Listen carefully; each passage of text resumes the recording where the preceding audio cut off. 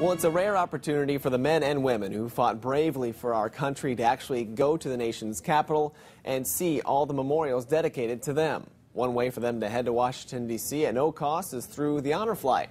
Bob Myer and Roger Myers are here to talk more about that. And Bob, what exactly is the Honor Flight? Well, it's a local group of volunteers that raise funds and organize flights and take World War II vets, as you said, Adam, at no cost from Fort Wayne, a direct flight into Washington, and spend a day touring, and of course to see the memorial that was dedicated for them. And Roger, you are a veteran of World War II, as I understand it. Yeah, you're right. Yeah, you went on an Honor Flight. Talk to me about your experience a little bit. Well, I was just absolutely amazed at what went on in a day on the Honor Flight, and the number of people that volunteered their time and visited the airport to see the group off.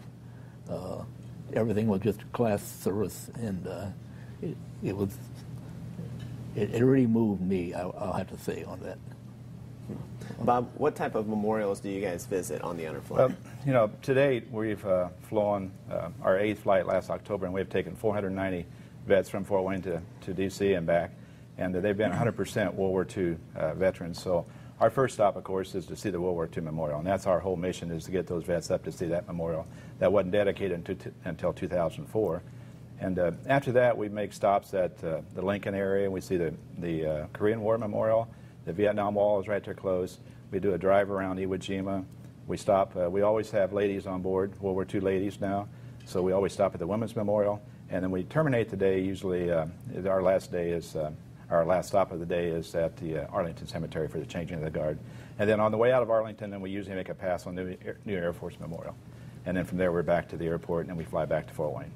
Gotcha. Bob, I had a chance, I think in 2010 it was, to actually go on the Honor Flight with you, and I don't know how many were in that crew, but we flew to D.C. I know this, like you were saying, a very emotional, very moving, touching experience. Can you talk a little bit about what people say as they're on the Honor Flight, and what happens with these veterans when they're on it? It's incredible, the gratuity and the attitude and the response we get from the vets.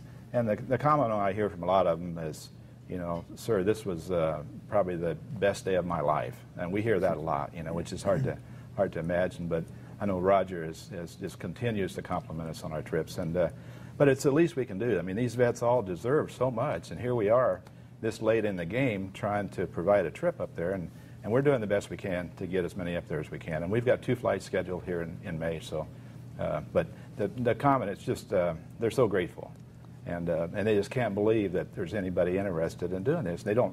A lot of them say, "Well, why do I deserve this? You know, why are you doing this?" Well, you know, we know why they deserve it, right. And it's just a matter of trying to get the funds and get as many up there as we can. Because it's we got a time clock running on this program because, you know, the average age of our vet now is like Roger's 80. I'll be 89 pretty soon. 89. So our average, he's about an average age vet. Yeah. And our last flight we had 18.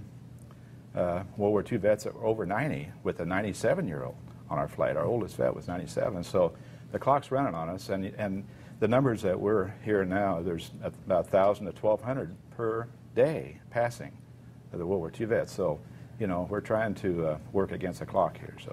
All right, we got a couple seconds left. Do you know how the community can get involved?